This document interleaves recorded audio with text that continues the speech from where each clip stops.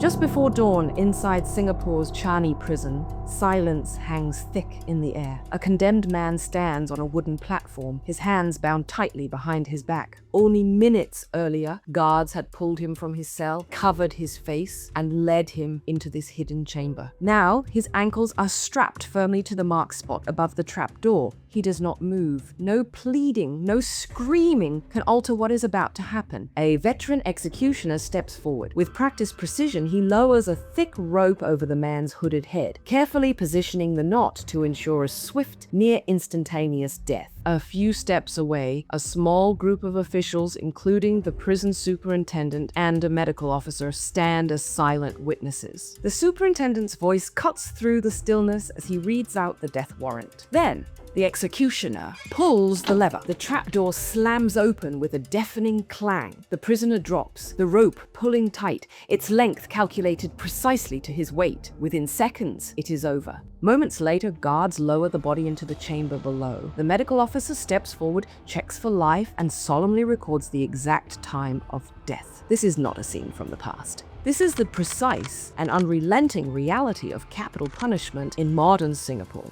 a global hub of finance and order, and one of the few developed nations where executions by hanging still take place.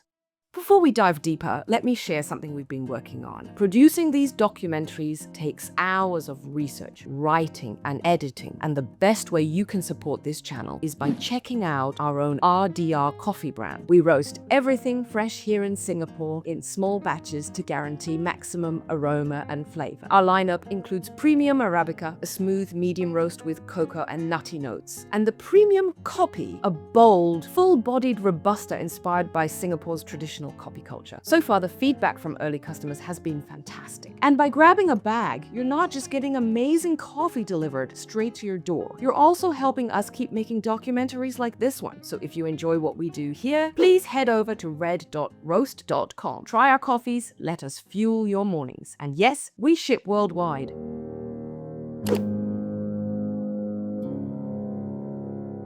Singapore did not invent the death penalty, it inherited it. As a former British colony, the country's legal system was built on British foundations. Hanging, the method once used in British executions, became Singapore's method as well. After independence in 1965, the young city-state kept capital punishment on its books, but it didn't stop there. In 1973, as the global drug trade surged, Singapore introduced the Misuse of Drugs Act, extending the death penalty to drug trafficking. The law was, and still is, brutally specific. If you are caught importing, possessing, or trafficking above certain amounts of drugs, the sentence is not life in prison, but death.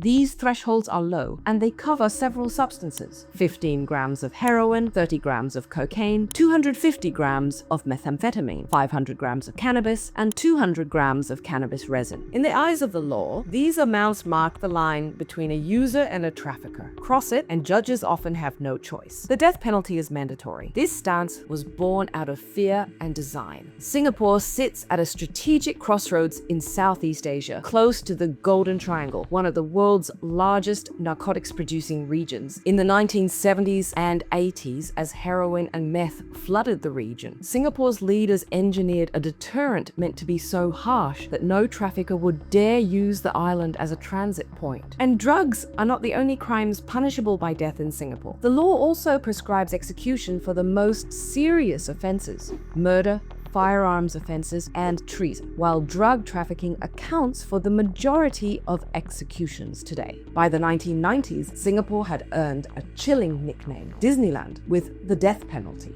and the numbers reinforced the image. Between 1991 and 2003 alone, an estimated 400 people were executed, at least 247 for drug offenses. Proportionally, that made Singapore one of the world's most prolific executioners.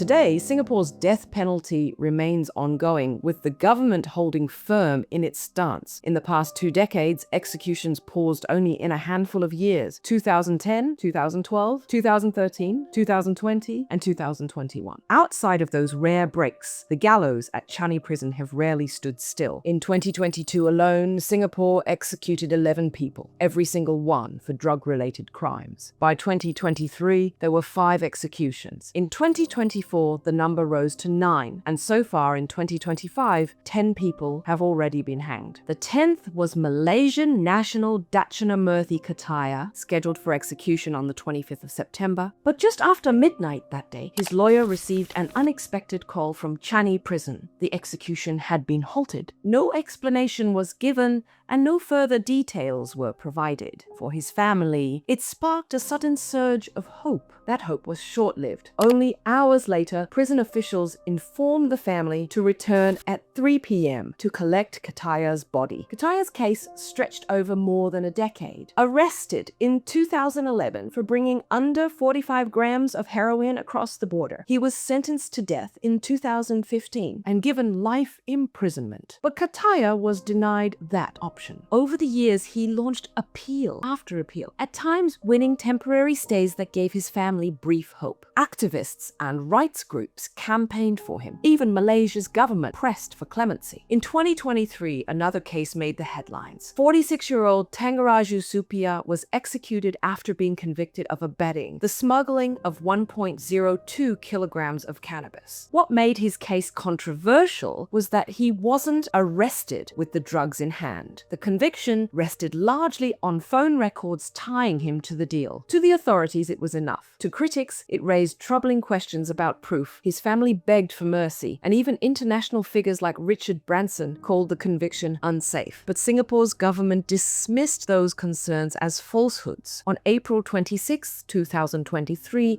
Tanggaraju was hanged. Just months earlier, another case had shaken the world's conscience. Nagenthran K. Dharmalingam, a 34-year-old Malaysian, was executed in April 2022 for trafficking 42.7 grams of heroin. Nagenthran had an IQ of 69, a level internationally recognized as a significant intellectual disability. He spent over a decade on death row, was arrested at just 21 years old, and exhausted every possible legal appeal. His case drew appeals from the United Nations, Malaysia's Prime Minister, and activists around the world. But the courts ruled he knew what he was doing and allowed the execution to proceed. On April 27, 2022 at dawn, Nagenthran was hanged. Just earlier in March 2022, Singaporean Abdul Kahar bin Othman was executed at the age of 68, one of the oldest men ever sent to the gallows in Singapore. Convicted of trafficking under 67 grams of heroin, his family argued that execution served no purpose given his lifelong struggle with addiction.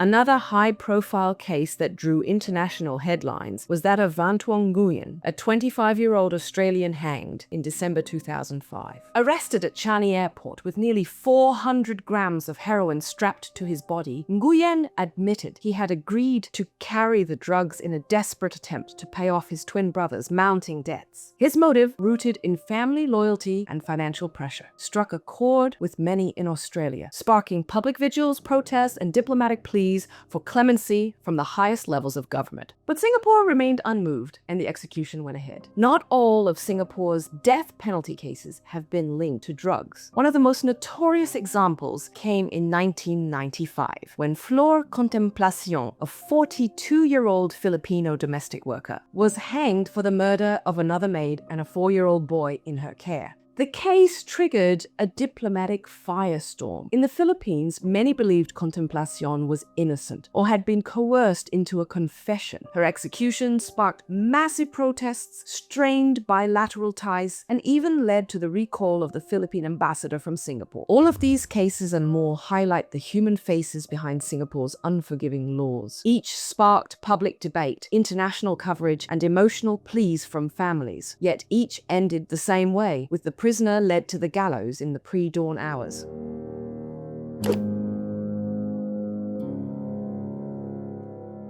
Singapore's government remains unwavering in its defense of the death penalty. Officials argue that the system, as severe as it is, serves a greater good, saving lives by stopping drugs at the source. Each execution, they say, sends a powerful message, a warning to traffickers everywhere that Singapore is not a place to take chances. Leaders often contrast Singapore's position with countries like the United States or parts of Europe, where more lenient policies have coincided with rising drug abuse and crime. In their eyes, Singapore must never allow that chaos to take root at home. This hard line traces back to the nation's founding leader, Lee Kuan Yew, who was unapologetic about capital punishment. In one interview, he famously declared, "If we could kill them 100 times, we would, because drugs destroy whole families." For Lee Kuan Yew, the death penalty wasn't cruelty, but survival, a shield against traffickers and addicts tearing society apart. His words became the foundation of Singapore's unforgiving approach, still echoed in the justice system today.